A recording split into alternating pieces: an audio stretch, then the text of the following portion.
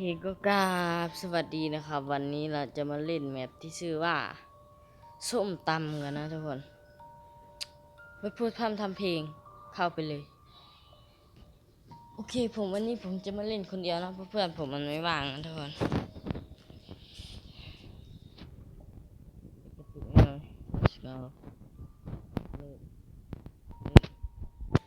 โอ้โหแบบง่ายจัดนะแบบเสียงไม่อยากได้ยินเท่าไหร่นะครับทุกคนเสียงมือถือก็ไม่อยากได้ยินเท่าไหร่เสียงในเกมกับเสียงในมือถือเพราะมันจะขาดหายครับขออภัยนะบอกเลยนะ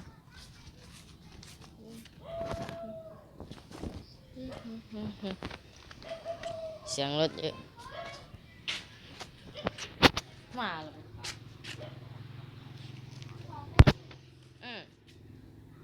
ล้วก็อยู่ในแมปส้มตำนะทุกคนไอ้แกพูดอะไรวะไม่เสียงไม่ได้ยินนะทุกคนอันนี้จะทำอะไรมันให้เอามะละกอไปฟักไปถูไทยตามร้านนะครับแล้วก็ย่างไก่ด้วยจะยาวเพียงเท่าไหนมาดูนะผมเล่นเนี่ยไก่เพื่อนเล่นน้องเล่นกับเพื่อนแล้วมันกลัวบอก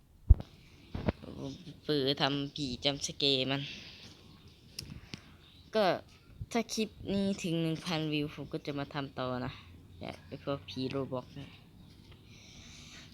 เสร็จตอนไหนวะไก่ก็ไม่ไหม้เนี่ยโอเคตำ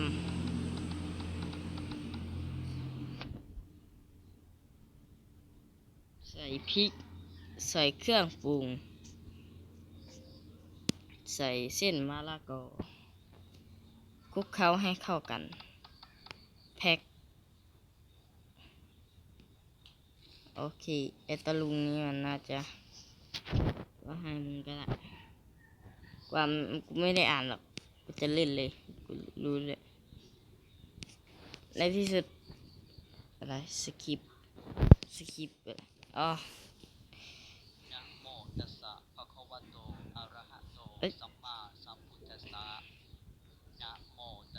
มึงหลอกกูปะเนี่ย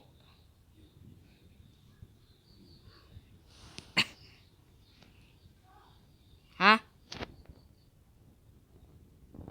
อะไร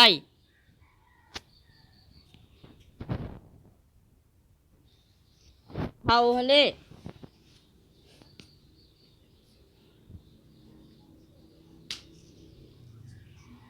ชิดเดียว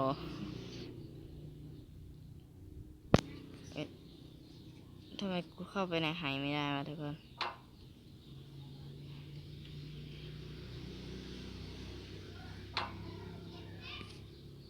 ยังพี่สาวบอกให้ไปรับยายเต้ไม่ติดถ่ายคลิปอยู่โอ้เอาไงดีวะเอาไก่ย่างไหมลุง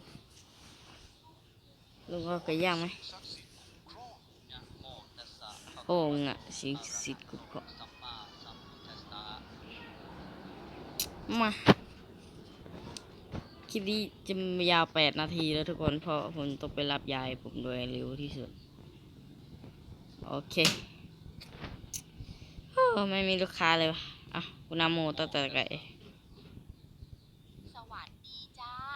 ขอตำบักหุ่งใส่ถุงหน่อยเด้อสัมมาสัมพุทธัสสะนะโมตัสสะภะคะวะโตอะระหะโตสัมมาสัมพุทธัสสะ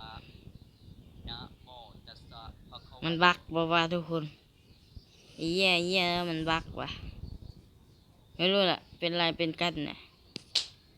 กูก็ได้กลัวผีซะด้วยผีในเกมตัวบอกนะตัวแบกตัวบอกผมเห็นผมเคยเล่นอยู่คนเดียวผมเล่นถึง 2,000 บาทเนี่ยแล้วมันจะมีผีเปรตออกมาคิดดูดิ พี่ปีดแม่ง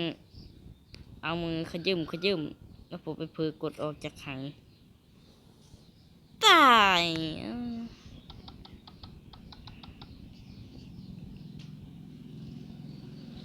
จะให้มึงดีวะมาทุกคนเป็นไงเป็นกันวะ หอมใจร้ายเด้อจ้า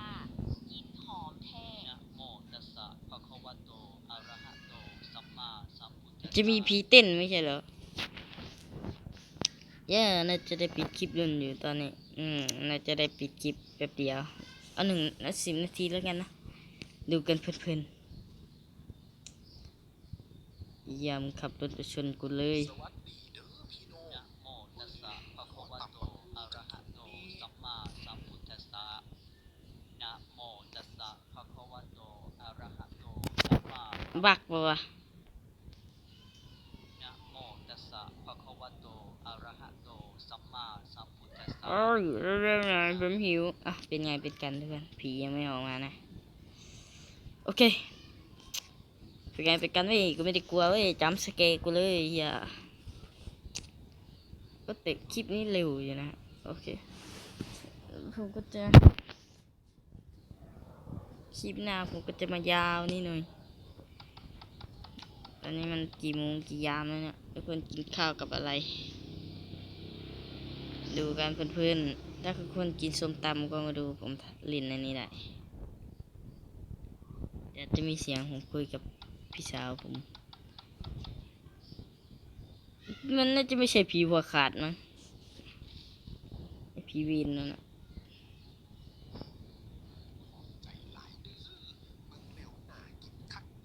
ขับรถดีๆด้วยพ่อหนุ่มเดี๋ยวเองไปตกคลองหมู่บ้านซอย67นี่ใช่ไหมที่เขาว่ามันจะไฟระเบิดอะไรมาจากไหนวะ สวัสดีจ้า ขอสั่งบักหุ่งใส่ถุงหน่อยเด้อ สัมมาสัมพุทธัสสะนะโมตัสสะภะคะวะโตอะระหะโตสัมมาสัมพุทธัสสะนะโมตัสสะภะคะวะโตอะระหะโตสัมมาสัม ขอตำหมักหุ้งนี่ได้200ละทุกคน คลิปนี้ถึง500ก็พอแล้วนะ500 บาท ก็มันก็จะคำยังไง โอเค รีบตำเสร็จแล้วเอ้ยลืมใส่พริกอีกเถอะเสียงไม่ได้ยินเท่าไหร่นะทุกคน มา let's go ใส่เครื่องปรุง ใส่เส้นมะละกออ่ะจะถึง10 นาทีแล้วทุกคน เป็นไงผิดกันเมื่อวิไม่พักด้วย ผีก็ผีดิ เอเจจำสแกร์ไหมทุกค น่าน กินขนาดข่อยสิฝ่าวเอากลับไปกินเลย ไปกินระวังติดคอด้วย เข้ามาจากตัวนั้นนะครับไปซอยหมู่บ้าน67เป้าหมายเรา500นะทุกคน let's go เฮียยุงยังเยอะที่บ้าน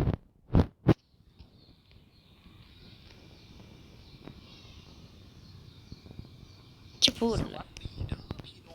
มาแบบไม่ซุ้มไม่เสียงเลยนี่หว่า นะโมตัสสะภะคะวะโตอะระหะโตสัมมาสัมพุทธัสสะ มึงไม่ใช่ผีนี่หว่าคลิปนี้น่าจะจบเร็วนะ เพราะมันถึงผีแล้ว เจอผีตอนไหน หยุดตอนนั้นไป ก็อย่างนี้เลยอ่ะ มันไม่สนุกเท่าไหร่นะครับ อันนี้ก็ให้สำหรับพวกกลัวผีนะ คลิปนี้ เพราะว่ามันไม่มีผีกี่ตัวโผล่มา รีบตำมาคลิปมันจะจบแล้ว เอา12เนี่ยดีนะระหว่างสเปนกับอาร์เจนตินาทุกคนเชียร์อะไรครับผมต้องเชียร์สเปนมาเป็นไงเป็นกันไว้อีกถ้ามึงเป็นผีกูก็จะ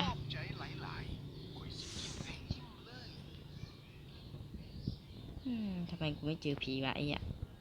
กูเล่นกับเพื่อนนี่กูเจอเอาไอ้อะกูจะไม่ได้ขายเลยเป้าหมายเราก็ใกล้จะถึง500แล้วทุกคนขาลูกค้าคือคนเดียว โอเคก็10 นาทีไปนที่เรียบร้อย นะโมตัสสะภะคะวะโตอะระหะโตสัมมาสัมพุทธัสสะนะโมตัสสะภะคะวะโตอะระหะ อียคนเกาหลีมากินส้มตำไหมจ๊ะชื่อหรือชื่อ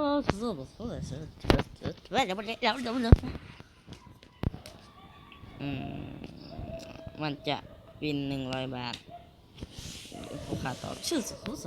เนี่ยนะ1,000 บาทกูเก็บไอ้อ่ะคนเกาหลีกูเก็บเยอะผมไปเห็นพี่วินโลเกต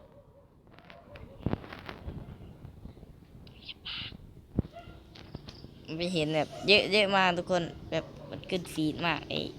อ้ชมตำส้มผมจะทำ3 EPพอจะกว่าจะเจอผีเป็ดตัวนั้น